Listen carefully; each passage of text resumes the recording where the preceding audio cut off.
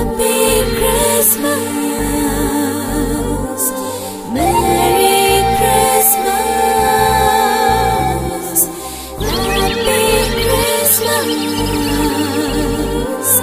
Merry Christmas. అందరికీ యేసుక్రీస్తు వారి పేరట శుభములు వందనాలు తెలియచేస్తున్నాను. దేవుడు ఈ శుభదినమున ఆయన సన్నిధికి రావటానికి, ఆయన మాటలు మీతో ప్రకటించడానికి అవకాశం ఇచ్చినందుకు ఆ దేవాది దేవుణ్ణి నిండుగా ఘనపరుస్తూ ధ్యానాన్ని వాక్యముతో ప్రారంభిస్తూ ఉన్నాను. ముందుగా వాక్య వీక్షకులైన అలాగే దైవ సన్నిధికి చేరిన మీరందరూ బాగున్నారా? దేవుని దయ వలన బాగున్నామని చెప్తున్నారు కనుక దేవునికి మహిమ ఘనత ప్రభావములు కలుగును గాక. ఆమేన్. ఈరోజు ఒక విశేషమైన వాక్యం, ప్రపంచానికి ఛాలెంజ్ తో కూడిన ఒక మాట పరిశుద్ధ గ్రంథంలో వ్రాయబడినది. ఆ మాటను మన అంశముగా సబ్జెక్ట్ కొరకు according to the book of Job chapter 14 verse 4 తీసుకుందామా? పరిశుద్ధ గ్రంథం నుండి పరిశుద్ధులైన యోబు గారు రాసిన గ్రంథం 14వ అధ్యాయము 4వ వచనం. పాప సహితునిలో నుండి పాపరహితుడు పుట్టగలిగిన ఎడల ఎంత మేలు, అలాగున ఎవడును పుట్టనేరుడు. The Bible answer to the Bible. సమస్యను వ్యక్తీకరిస్తున్నది బైబిలే, దానికి సొల్యూషన్ కూడా చెప్తున్నది బైబిలే. ఏమని? అలాగు ఎవ్వరును పుట్టనేరు. దానికి ముందు పుట్టగలిగిన ఎడల ఎంత మేలు. రెండు విషయాలు. పుట్టగలిగిన ఎడల ఎంత మేలు అంటే అది సాధ్యమే, అలాగూ ఇంకొక తరుణంలో చూస్తే సాధ్యము కాదు. అయితే బైబిల్లో రాయబడింది కనుక సాధ్యమైతేనే, ఎందుకంటే సాధ్యము కానిదంటూ దేవునికి, అందుకే all things are possible unto the lord. దేవునికి సమస్తము సాధ్యమే. ఈ మాటను నేను మరి ధ్యానం కొరకు తీసుకొని మీతో కొద్దిసేపు ముచ్చటించడానికి ఇష్టపడుతున్నాను. చరిత్రను మనం చూసినప్పుడు దేవుడు లోకమందున్న ప్రజలను తానే కలగజేసి, he's the creator, he's the origin of the world. అలాగే దేవుడే తన ప్రజలను పరిపాలిస్తూ ఉన్నాడు. ప్రజల బాగోగులను చూస్తూ కావలసిన ఈవులను దయచేస్తున్నాడు.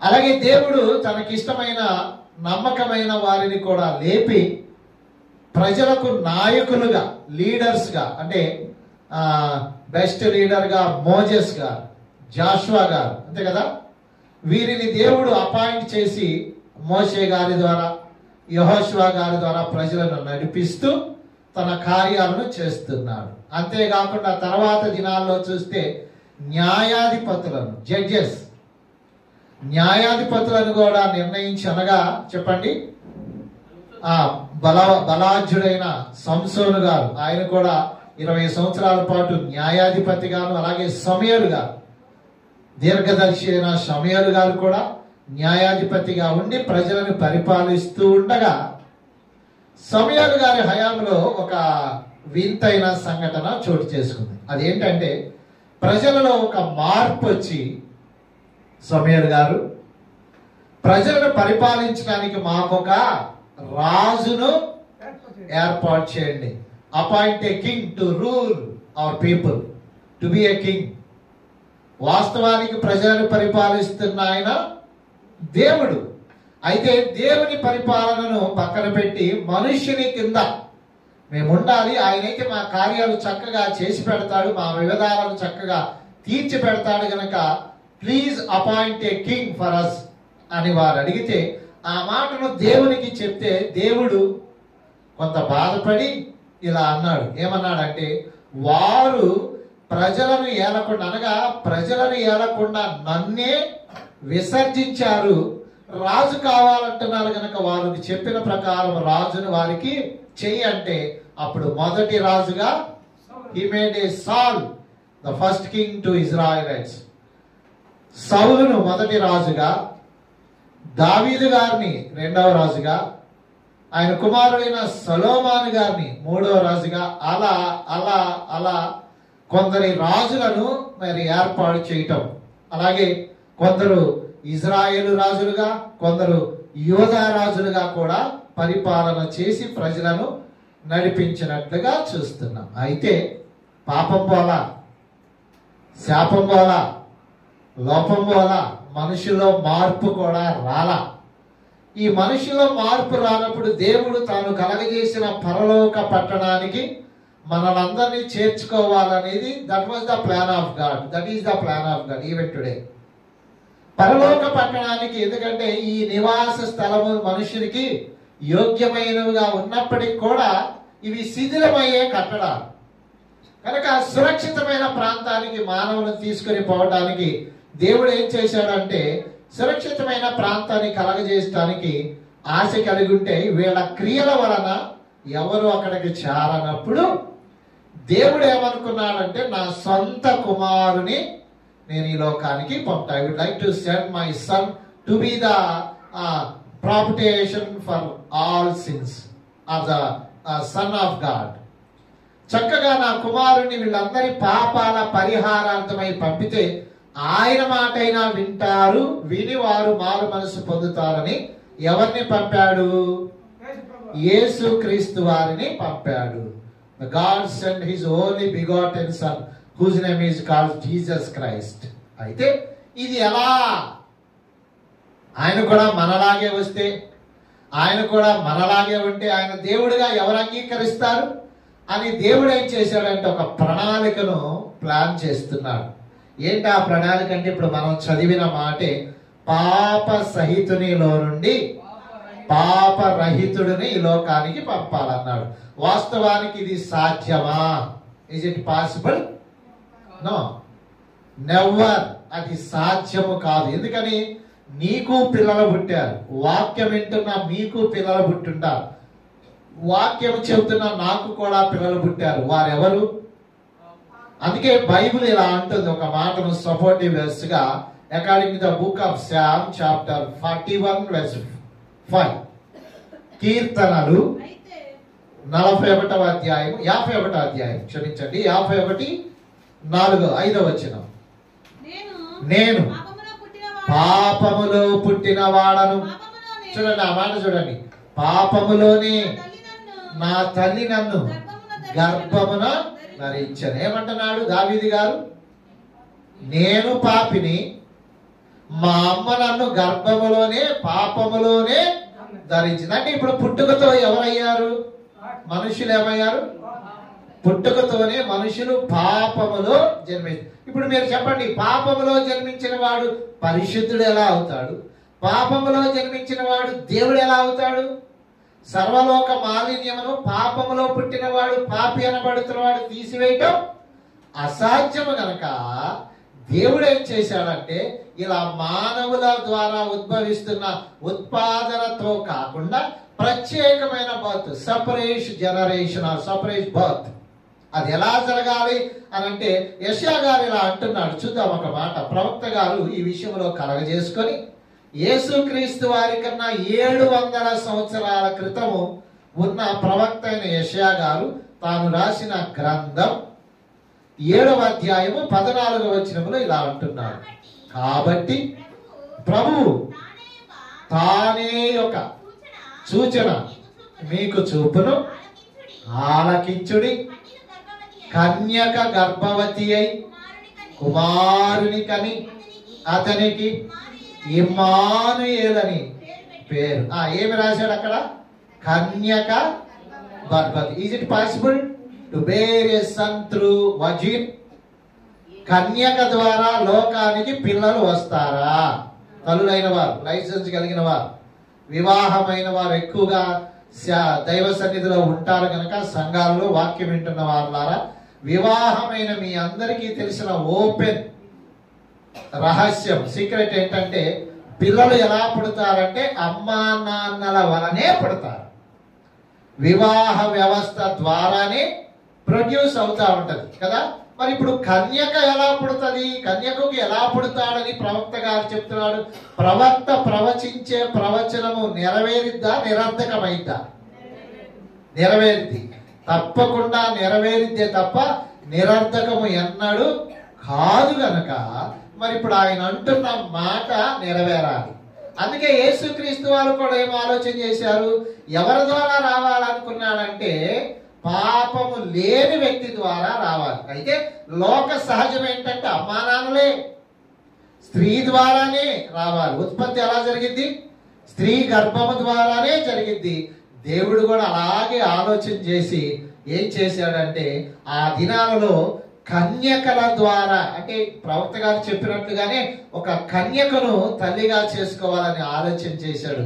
ఆ మాటను పరిశుద్ధ గ్రంథంలో నుండి పరిశుద్ధులైన మత్తయి గారు రాసిన శుభవార్త 1వ అధ్యాయము 18వ వచనములో ఇలాగూ వ్రాయబడినది. The book of Matthew chapter 1 verse 18.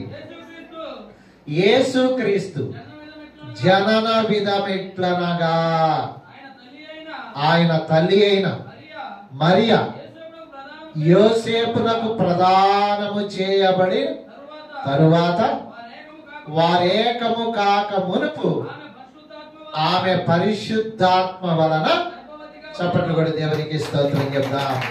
Mary became a pregnant, she has been conceived. చూడండి, మరియా గర్భవతి అయినది. దేవాది దేవుడు ఆ దినాలలో శ్రేష్టమైన వారు, నిజాయితీ కలిగిన వారు, నమ్మకమైన వారు, దేవుని యందు భయభక్తులు కలిగిన స్త్రీలను ఆలోచన చేసినప్పుడు మరియా అనే ఒక స్త్రీ దేవునికి తారసపడినప్పుడంట దేవుడు ఆమె గర్భమును తెరిచాడంట, గర్భఫలమును ఆశీర్వదించాడంట, ఆమెను గర్భవతిగా చేశాడంట. ఇది ఎలా సాధ్యం? యోసేపు గారు కలయిక లేకుండా ఎలా సాధ్యం? అదే అంటున్నాను, పాప సహితునిలో నుండి పాపరహితుడు ఎలా వస్తాడు? రాడే.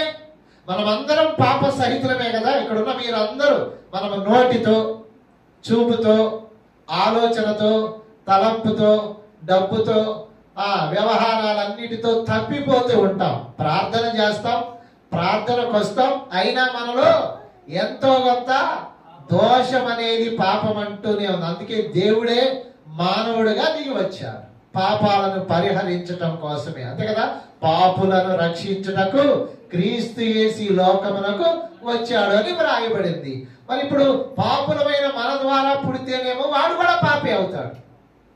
కానీ పాప రహితుడు కావాలా, పరిశుద్ధుడు కావాలా, ఆయన లోకానికి రక్షణ కావాలని ఆలోచన చేసినప్పుడు గర్భాన్ని దేవుడే పరిశుద్ధాత్మ రూపములో ఆ కన్యకలోనికి పంపించడం, ఆమెను గర్భవతిగా చేయటం. రెండోది ఇక్కడ గమనించాల్సింది ఏంటంటే ఆ మాట ముందుగానే ఎవరు చెప్పారు? ప్రవక్త అయిన యెషయా గారు చెప్పారు. అది అక్షరాల మత్తయి సువార్తలో కూడా నెరవేరింది. ఈ మాటను పట్టుకొని దేవుడు చక్కగా ఆమెను గర్భవతి చేశాడు. అయితే ఇప్పుడు తేలాల్సింది ఏంటంటే ఈ లోకానికి రక్షకుడు రావాలి. రక్షకుడు రావాలంటే మరియమ్మ గారు ఒప్పుకోవాలిగా, తర్వాత యోసేపు గారు ఒప్పుకోవాలి. ఎందుకని వాళ్ళు ఎందుకు ఒప్పుకోవాలి? వారు ప్రదానము చేయబడి దంపతులుగా పరిగణించబడుతూ ఇక త్వరలోనే ఒక కపుల్గా, ఒక భార్యాభర్తలుగా దేవుడు వారిని ఆశీర్వదించబోతున్న సమయంలో ఒక పిడుగులాంటి వార్త ఏంటంటే మేరీ ఈజ్ కన్సీవ్డ్, ఆమె గర్భవతిగా ఉన్నది అని తెలిసినప్పుడు మరి ఇప్పుడు వాళ్ళని దర్శిస్తేనేగా క్రిస్మస్, అంతే కదా. మీరు కూడా మిమ్మల్ని చూస్తా ఉన్నాం, స్టార్ పెట్టుకుంటారు, బట్టలు తెచ్చుకుంటారు, పిండి వంటలు వండుకుంటారు, ఆ రోజుకి అవసరమైన మాంసం తెచ్చుకుంటారు. మీ ఆయన అంటాడు ఇది వండేళ్ళు అంటాడు, కాదు నాకు టైం అవుతుంది అంటావు నువ్వు. పాస్టర్ గారు ఆలస్యంగా వస్తే ఊరు కూడా నేను చేస్తామంటే వచ్చిన తర్వాత వండుతారే, ఆయన ఏమంటాడులే అని చెప్పి వెళ్ళిపోతాం. ఆయన ఆ రోజే పండగ కనుక కొంచెం చూస్తున్నారా, కొంచెం స్వీకరిస్తాడు. ఇంటికి వచ్చాడు, ఏం లేదు, వంట లేదు, ఏం చేస్తాడు? తర్వాత వండిద్దిలే ఏం పర్వాలేదు అనుకుంటాడా? కిక్కెక్కిన తర్వాత ఏమంటాడు? దీనికి దేవుడే ముఖ్యమయ్యాడా? దీనికి మొగుడు అక్కర్లేదా? నేను చెప్పింది చేయదా? ఇది రావాలి, దీన్ని అంత చూస్తా అంటాడు. అక్కడ చిచ్చిరేలుగా ఈలోపు ఆమెనన్నాం. ఆమెనన్న తర్వాత ఇంటికి వెళ్ళింది. ఏంది నాయన, ఏందా నువ్వు అని చెప్పి చడామాడా తిట్టి 4 దెబ్బలు వేసాడు. ఇప్పుడు మాంసం ఏమైంది? కొత్త బట్టలు ఏమవుతాయి? స్టార్ ఏమవుతుంది? పిండి వంటలు ఏమైంది, ఆయన మాంసం అది తీసాయి అని ఇస్తిరి అట్ట కొట్టాడు. ఏమో బట్టల గిట్ల తీసాయి అని చెప్పి ఎట్ట కొట్టింది. ఏమైంది ఇప్పుడు? ఇద్దరికి సమ్మతం అయితే పండుగ, ఇద్దరు ఆనందిస్తే పండుగ, ఇంట్లో ఉన్న వాళ్ళందరూ సమ్మతించి ఏకించి చక్కగా కూర్చుంటే ఆనందం ఉంటది. నీ దోవ నువ్వు, నా దోవ అంటే పండుగలా. అలాగే దేవుడు తన పరిశుద్ధాత్మను మరియమ్మలోకి పంపించి గర్భవతిగా చేయాలన్నాడు. మరి మరియమ్మ గారు ఒప్పుకోవాలిగా. ఆ మాటను చూద్దాం, ఏమంటుందామో చూద్దాం. పరిశుద్ధుడైన లూకా గారు ఇలా రాస్తున్నాడు. 1వ అధ్యాయము 26వ వచనం. లూకా శుభవార్త 6వ నెలలో గబ్రియేలును దేవదూత గలిలయలోని నజరేతను ఊరి దావీదు వంశస్థుడైన యోసేపును పురుషునికి ప్రదానము చేయబడిన కన్యక యొద్దకు దేవుని చేత వచ్చేసాడు. ఎక్కడికి వచ్చాడు ఇప్పుడు? మరియమ్మ దగ్గరికి వచ్చాడు. ఏమంటది? శుభవార్త చెప్పేమంటదా? నీకు తెలుసు కదా ఆ తర్వాత మాటలు ఆమెమని తెలుసా? నేను పురుషుని ఎరుగని దాననే. ఇది ఎలాగూ సాధ్యం? నాకు ఒక కలయిక లేదే, మా ఆయనతో నేను పోలేదే, మాకు వివాహం కాలేదే, శరీర సంపర్కం లేదే, నువ్వు నన్ను గర్భవతి అంటున్నావు, ఎలా సాధ్యం? How is it possible? How can I conceive? No no అని ఆ చిన్నది కొంత తొందరపడటం సహజమే, కొంత ఆందోళన చెందటం. ఎందుకని? ఈ మాట వింటే ఎవరికైనా ఉలికే. ఏంటి? నేను గర్భవతినా, నా ద్వారా పిల్లోడు పుడతాడా, ఇది ఎలా సాధ్యం అని చెప్పి ఆమెను అంటుంటే, అందుకే నేను అంటున్నాను, ఆమెను ఓదార్చటానికి, ఆమెను బలపరచటానికి, ఆ వార్తను మోసుకురావటానికి నిన్ను పంపిలా. ఎందుకో తెలుసా? నువ్వైతే లేని మాటలు ఉన్న మాటలు కలిపి 4 చెప్పి ఎట్టబడ పడగొడతావు. కానీ పంపబడిన వాడెవరు? ద మెసెంజర్ ఎవరు? దేవదూత. The Angel of God has appeared అంటూ మేరీ వచ్చి అంటుందమ్మా, దయాప్రాప్తురాలా, నీకు శుభము, నువ్వు దేవుని వలన కృప పొందావు, నీకు పుట్టబోయే శిశువు నీ వలన కాదు, యోసేపు వలన కాదు, కానీ పరిశుద్ధాత్మ వలనే ఇలా జరిగిందని చెప్పి ఆ మేరీని కంఫర్ట్ చేస్తూ, మాట్లాడుతూ, ఓదార్స్తూ, ఇలా అంటూ అలా అంటుండగా ఆమె కూడా అనాల్సినవని అంది. ఎందుకని? ఎలా సాధ్యమండి ఇది? ఇదేంటది? ఎట్లా కుదరదే అని చెప్తున్నప్పటికి కూడా, అమ్మా ఇది జరుగుతుంది మానవ రహితం కాదమ్మా, మానవ సహితం కాదమ్మా, దేవుని వలన అని చెప్పగానే ఆ చిన్నది ఏమందో చూస్తే సెన్సేషనల్ న్యూస్. 37 చదువుదాం. verse 37. దేవుడు చెప్పిన మాట ఏ మాటైనను నిరర్ధకము కానేరదు. ఇప్పుడు చూడండి, the reply, the Mary reply ఎలాగుందో చూడండి. అందుకు మరియా, ఇదిగో ప్రభు దాసురాలను, నీ మాట చొప్పున. చెప్పండి కూడా దేవునికి స్తోత్రం చెప్తాం. Hallelujah, happy Christmas, Christ is born in Bethlehem. Hallelujah. చూడండి, ఆ చిన్నది ఏమంటుంది, ఆ యవ్వనురాలు ఏమంటుంది, ఆ కన్యక ఏమంటుంది? ఈ మాటలన్నీ విన్న తర్వాత దేవదూత చెప్పిన మాటలు సముదాయించుకుంటూ, సరిచేసుకుంటూ, ఓదార్చుకుంటూ, ఇక దేవునికి వ్యతిరేకం చెప్పలేక అది దేవుని వలన జరిగింది. ఎందుకంటే పాప సహితునిలో నుండి పాప రహితుడు పుట్టాలనేది దేవుని ప్రణాళిక అంటున్నావు గనక నేను దానికి సమ్మతిస్తున్నా. చెప్పండి కొట్టండి, దేవునికి స్తోత్రం. ఈ వాక్యం వింటను నువ్వు పండగ చేసుకుంటావు, నువ్వు ఓర్చుకుంటా, నువ్వు తట్టుకుంటా. ఈ సంవత్సరం బట్టలు తేలా ఏమంటా? ఈ సంవత్సరం పిండి వంటలకు ఇంట్లో నీకు డబ్బులు ఇలా ఏమంటావమ్మా? సంవత్సరానికి ఒకసారి వచ్చింది, ఒకసారి కూడా డబ్బులు ఇవ్వమంటే డబ్బులు అని మారం చేస్తున్నా. ఏమో కూడా నాయన, నీ తాగటానికి వాడుకోవట్లా, నీ ఖర్చులు వాడుకోవట్లా, నీ ఎన్ని ప్రసంగాలు. మామూలు ప్రసంగం చేయగానే ఆ రోజు ప్రసంగం భలే ఉంటది. ఆ మాటలకి నా ఇంట్లో చనిపోతాడు. ఇక తర్వాత ఏమంటావు? పిల్లల ముఖం చూడెట్టందో, ఇల్లు చూడెట్టందో, ఇంట్లో చూడెట్టందో, అట్టా ఇట్టని మొత్తానికి ఎట్టో దించడానికి ప్రయత్నం చేస్తా గాని లేవమ్మా, పంట పండలేదమ్మా, నువ్వు చూస్తున్నావుగా చేలో ఇంతకుముందు నాటికి కోతలుగా మనం వెళ్తే డబ్బులు వచ్చాయి, ఇలా మిషన్లు పెట్టి కూలి రాకుండా చేశారంటే సర్దుకుంటావా? కూలి వచ్చే ఎంత రాకపోతే ఎంత? నాకు మొత్తానికి ఈ సంవత్సరం 25,000 కావాల్సింది అంతే, 2 జతలు కావాల్సిందంతే, దాంతో పాటు అన్ని కావాల్సిందంతే. నువ్వేం చేస్తావు? తల తాకడి పెట్టి అయినా సరే తెచ్చి అదే క్రిస్మస్, లేకపోతే అసలు క్రిస్మస్ లేదు అంతే. ఓ తలుసుకుంటే దెబ్బలు కొదువు అన్నారు, ఇక్కడ తలుసుకుంటే ఏం చేస్తాడు? తల తాకడి పెట్టి ఎట్టొకటి మేళ్ళోదే పెట్టి ఎట్టొక సరే చేసుకోపో క్రిస్మస్. కానీ మరియమ్మ గారైతే దీనికన్నా ఎక్కువ ఫ్రస్ట్రేషన్ లో ఉంది. అమ్మో ఇదేంటి నేను గర్భవతి అవటం ఏంటయా, ఏంటి మాటలు అని అన్నప్పటికి కూడా వచ్చిన వాడు దేవుని దూత గనుక ఆ మాటలకు విన్న తర్వాత ఆమె అంటుంది, ఇదిగో ప్రభువు దాసురాలను, నీ చిత్తము చొప్పున జరుగును గాక, ఆమేన్ అన్నది గనకే క్రిస్మస్. దేవునికి స్తోత్రం. ఇక రెండవ క్యారెక్టర్ ఎవరు? యోసేపు. ఒప్పుకుంటాడా? పైగా ఆయన ఎవరు? మగాడు. ఏంటి నువ్వు చెప్పేది చదవండి మాట. 18వ వచనము, పరిశుద్ధులైన మత్తయి గారు రాసిన సువార్త 1వ అధ్యాయము 18వ వచనం లేదా 19 చదువుకుందాం.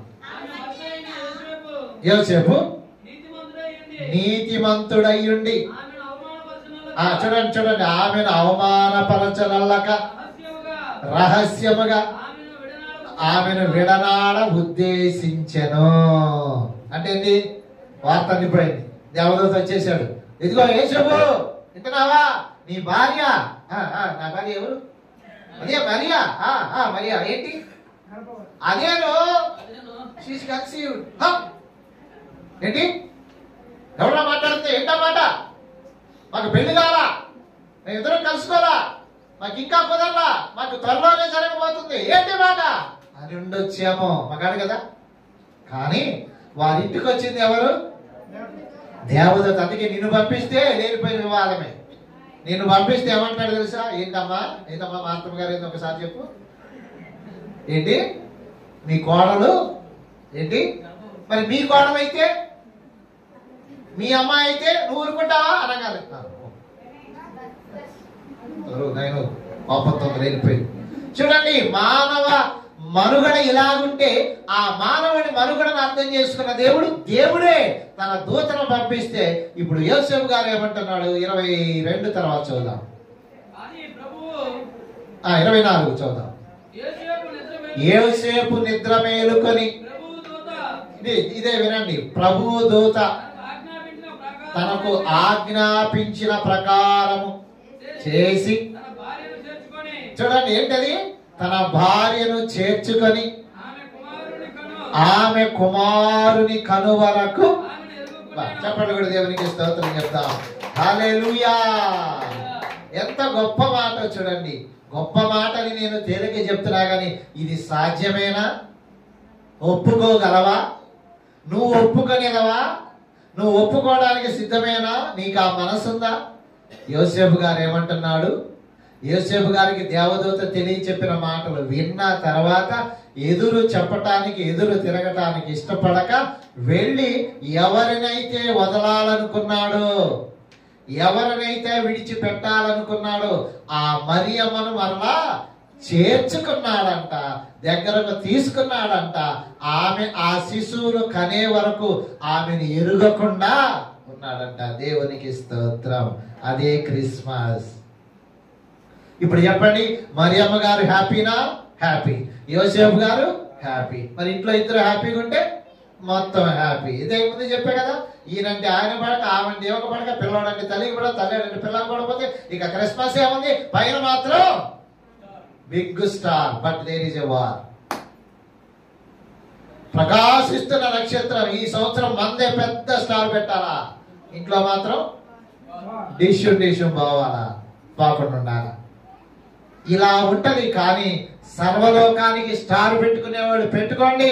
నేను మరియమ్మ గారితో మాట్లాడతా, యోసేపు గారితో మాట్లాడని దేవదూత వెళ్ళి తన ప్రణాళికను సిద్ధింపజేసి ఆమెను గర్భవతిగా చేస్తే ఒక శిశువు పుట్టే వరకు వారిద్దరూ కలిసి ఉన్నారు. కానీ ఏకం కాకుండా లోకానికి రక్షకుడిని పుట్టారు. ఇప్పుడు చెప్పండి, మన ప్రారంభ వచనం ఏంటి? పాప సహితునిలో నుండి, అనగా పాప సహితుడు అంటే ఎవరు? మరియమ్మ. ఎందుకని ఇందాక దావీదు గారు ఏమన్నాడు? నేను పాపములోనే పుట్టాను, నా తల్లి నన్ను పాపములోనే. అంటే మనమందరము వీఆర్ ఆల్ సిన్నర్స్. ఆ పాపిలో నుండి ఎవరు వచ్చారు? పాప రహితుడు వచ్చాడు. ఎవరు ఆ రహితుడు? యేసుక్రీస్తు వారు. ఇప్పుడు చెప్పండి, మరియమ్మ గారికి పుట్టినందువల్ల మరి ఈ యేసుక్రీస్తు వారికి పాపం లేదా, ఉందా? ఎందుకుండదు? మీకు పుడితే మీ పిల్లలకు కూడా బాప్తీసం అవసరమా? మీకు చాలా మీరు తీసుకున్నారు కదా, మీ పిల్లలకు బాప్తీసం అవసరమా? ఎందుకు? They are like me, they are like you. వారు కూడా నాలాగే నోటితో, చూపుతో, ఆలోచనతో తప్పిపోతున్నారు కనుక వారిని కూడా పరిశుద్ధపరచవలసిన ఆవశ్యకత ఉంది. మరి ఇప్పుడు మరియమ్మ గారికి పుట్టిన శిశువుకి అక్కర్లేదా? అందుకే ఒక ఛాలెంజ్ వాడు చదువుదామే. ఇక్కడ the book of John chapter 8 verse 46 ఒక మాట అంటున్నాడు. పుట్టిన శిశువు ఇలా అంటున్నాడు, చూద్దాం. Sensational challenging word. నా యందు పాపమున్నదని మీలో ఎవడు స్థాపిస్తాడు? చాలు చాలు చాలు చాలు. ఏంటా మాట? చెప్పు నాయనా, నువ్వు చెప్పు. నా యందు, బాప్తిసం తీసుకున్న నా యందు, చర్చికి వస్తున్న నా యందు, వాక్యం వింటున్న నా యందు, ఇక్కడ ఉన్న వాళ్ళు ఎవరైనా సరే పాపం ఉంది అని చెప్పగలరా? Anyone can say like that? Anyone?